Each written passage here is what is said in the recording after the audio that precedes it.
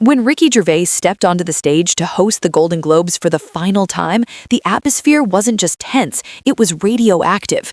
Usually, these shows are a roast, a few gentle jabs at a director's ego or an actor's latest flop. But Ricky didn't do a roast. He performed an autopsy on the industry's soul. He looked out at a sea of A-listers and reminded them that their friend, Jeffrey Epstein, didn't off himself. When the room groaned, he didn't back down. He told them to shut up. He told them he knew Epstein was their friend and he didn't care. That moment wasn't just a comedian being edgy, it was a calculated exposure.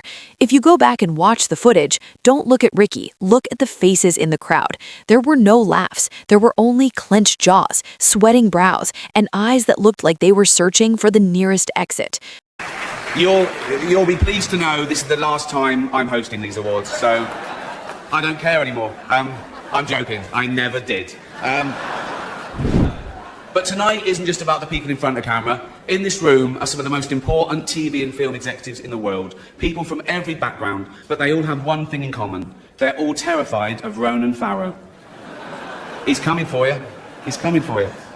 Look, talking of all you perverts, it was a big year. It was a big year for paedophile movies. Surviving R. Kelly, Leaving Neverland, Two Popes. Shut up. Shut up. I don't care. I don't care.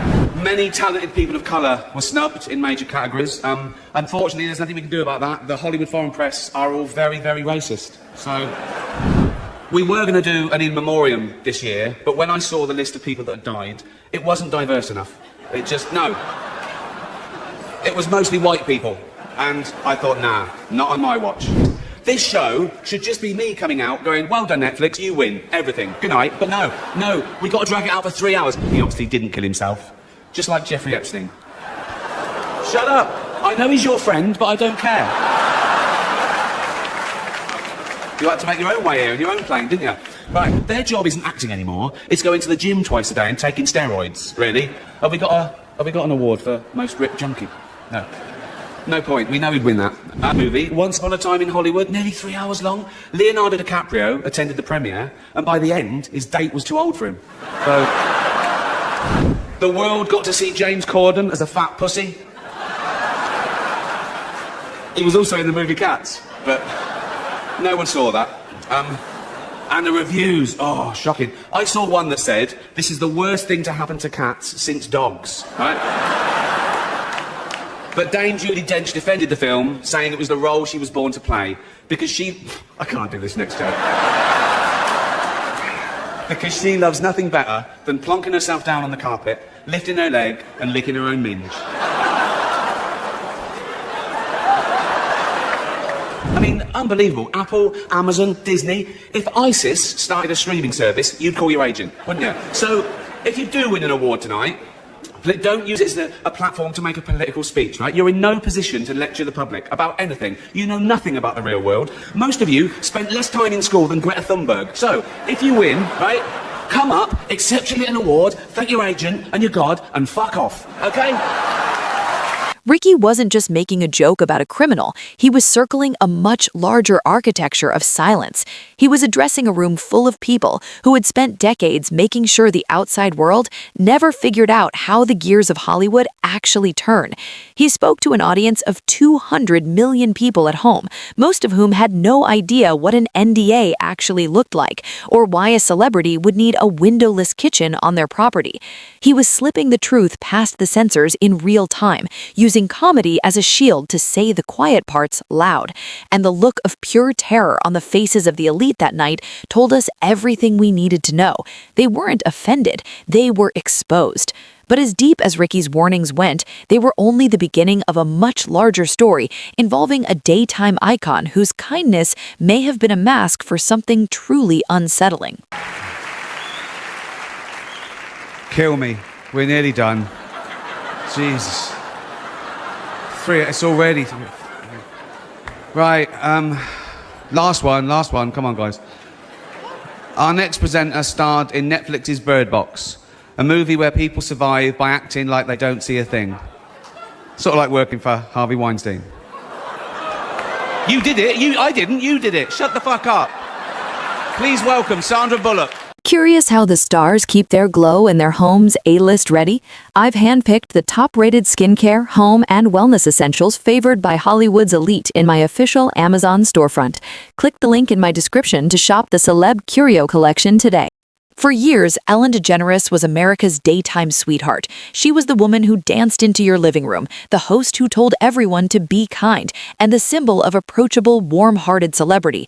But behind that carefully crafted image, accounts have begun to surface that describe a very different reality. According to details that started circulating after the Epstein files began to drop, Ellen wasn't just an attendee of high-level parties. She was allegedly a host. On her property, there were reports of a separate stainless steel kitchen with a private entrance and, most notably, 0 security cameras. In a world where celebrities have surveillance covering every square inch of their estates to protect against intruders, why would one specific area be designed to have no documentation? There was a separate kitchen on her property, stainless steel, private entrance, no security cameras inside. No cameras, no witnesses, no proof. Once you shared that secret, whatever you believe you'd consumed, you were bound to the group. No one betrays a circle that can destroy them. The chef handled the sauces, the garnishes, the staging, but she insisted on doing the hard part herself. Said it grounded her. Said it made the energy right. The rumors get darker when you look at the catering. Whistleblowers have whispered about private dinners, where the guest list consisted of studio heads, rising stars, and massive political donors, the people who decide whose career takes off and whose gets buried. The signature dish at these gatherings was allegedly homemade dumplings, but according to some unverified accounts, the vitality being consumed wasn't just food. It was something meant to bind the group together through a shared secret that could never be undone. The idea is that once you've participated in the tradition, you are no longer an outsider. You are a part of the machine. You can't blow the whistle because doing so would mean destroying yourself. This is how the most powerful people in the world maintain their grip on silence.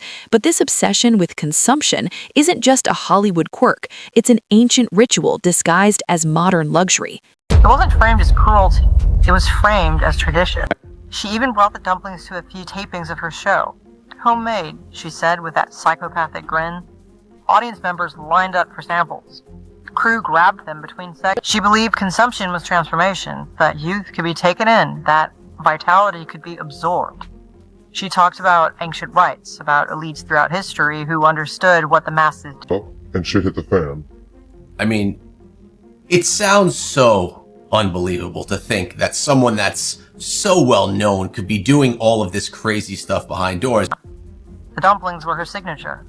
All right, so saying that the dumplings were something that she'd created and that inside of the dumplings, the filling was actually human flesh. Pulled it carefully, almost lovingly. Served at private dinners first.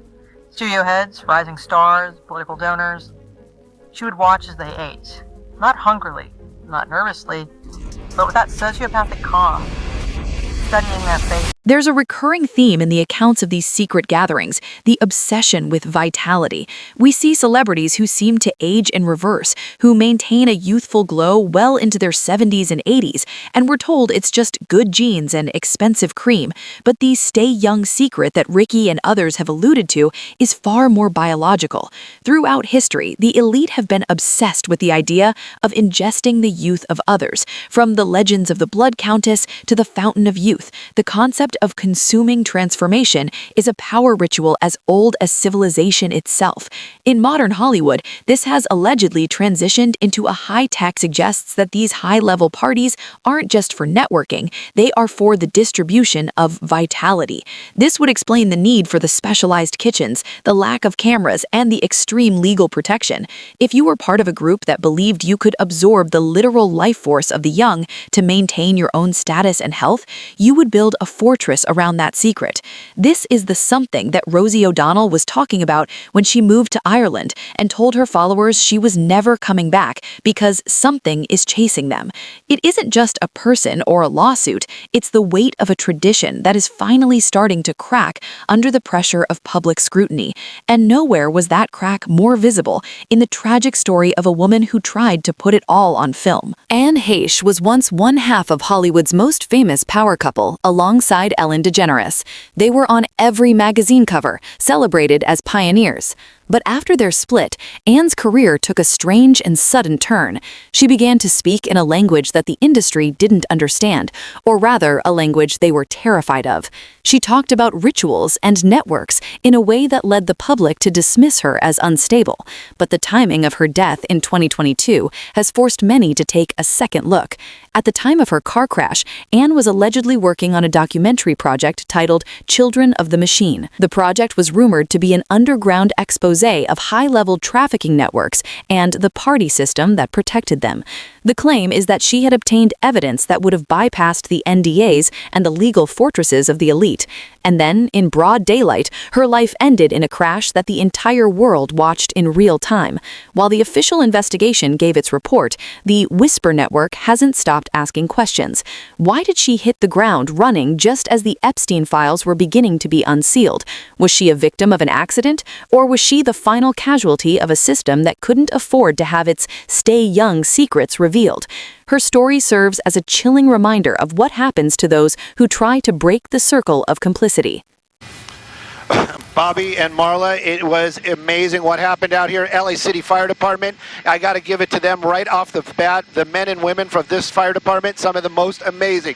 Vehicle into a structure, then that car catches fire. And when we say into a structure, I mean all the way in, almost coming out the other side. This house out here on Walgrove, right at the cross of Brookhaven, at Preston, you can see that T intersection. The best we can figure, that vehicle was on this street and made its way across, not stopping ever, through those hedges, through the front door, or through that front wall of this home, and lodged itself almost in the back. Then it caught fire. LA City Fire Department arriving here very quickly. They had this home with fire and knowing there is a vehicle inside there. Firefighters making an attack on that fire. Other firefighters trying to get into that building to get that driver out of that car. While all this was going on, they couldn't get to that car. They actually had to call in heavy rescue. That's what you see right there. They hooked up cables to that car, pulled it out. It's actually in that driveway. And then the driver, well, LA City Fire Department, their paramedics pulled that driver from that vehicle.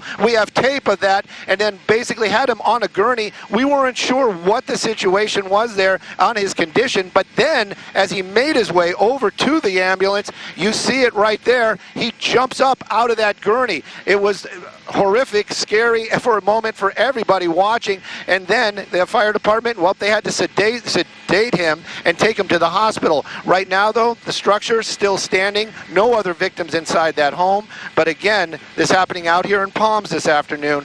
Crazy thing to see for sure. But again, that no other injuries, and that driver now in the hospital. I'm Stu up in Skyfox. Back to you guys in the studio. Something very strange is happening in the zip codes of the elite. Over the last 2 years, there has been a mass exodus of A-list celebrities from the United States. Ellen DeGeneres didn't just go on vacation, she moved to the UK and reportedly has no plans to return. Tom Hanks, a man who was once the face of American cinema, has gone radio silent, canceling appearances and avoiding any public Q&A sessions. Richard Gere sold his long-term Connecticut compound at a massive loss, offloading the property just weeks before key Epstein-related legal deadlines.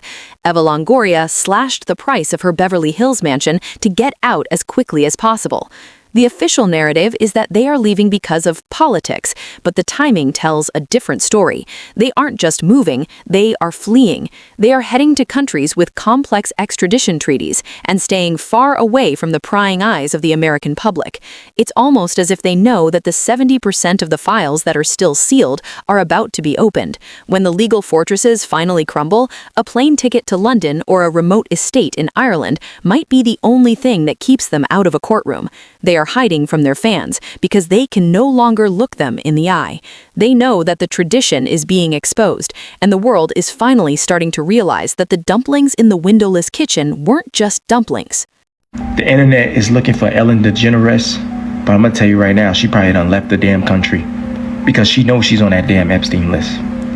As Ellen DeGeneres page, former TV show host, her whole page is flooded with comments saying she eats this and she loves pizza parties. The harassment that she is getting on her page is beyond, and people is looking for her to be arrested and get arrested. But I'm gonna tell you right now, a lot of these celebs are fleeing. A lot of these celebs are disappearing because the time has come where everything is getting ready to expose, and they have been used as pawns and puppets. Satan has no use of them. He used them to do their dirty work, to do his dirty work, and now he has no use of them, and he doesn't care what happened to them. This is bad. I don't wish no bad upon no celebs or anybody. Best thing they could do is pray. They have been played and used, and their time has come. It's fallen. We are currently living through the final act of a decades-long drama. The stay young secrets, the secret parties, and the machinery of silence are all being pushed into the light. We know the parties exist. We know the phones are surrendered. We know the NDAs are signed. And we know that when Ricky Gervais told that room full of millionaires to shut up, he wasn't just being a comedian, he was being a prophet. The question is no longer if these things happened, but how much evidence is left in the remaining 3 million documents that have yet to be released to the public. As the walls close in, the elite will continue to sell their homes and move across oceans. They will continue to hide behind politics or privacy. But the momentum of the truth is a force that even the most powerful publicists can't stop. The survivors have started talking, the flight logs have been printed, and the Whisper Network has become a roar. Hollywood's most exclusive parties are about to be their most public crime scenes. The version of Hollywood you were allowed to see is over.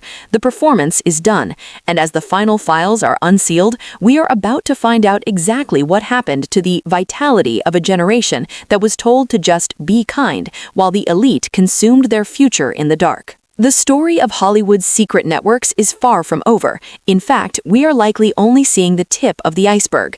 Each new property sale, each sudden move to Europe, and each canceled public appearance is a data point in a much larger map of guilt. Ricky Gervais gave us the warning, Anne Heche tried to give us the proof, and now the files are giving us the names. As you watch the headlines over the coming months, remember that the stay young secret was never about health, it was about power, and power, once exposed, has nowhere left to hide. Which name do you think will be the most shocking when the remaining 70% of those documents are finally unsealed? The clock is ticking for the elite, and for the first time in history, the public is the one holding the keys. Stay tuned, because the next chapter of this story is going to be the one they never thought we'd see. Don't look away, because the truth is finally coming home.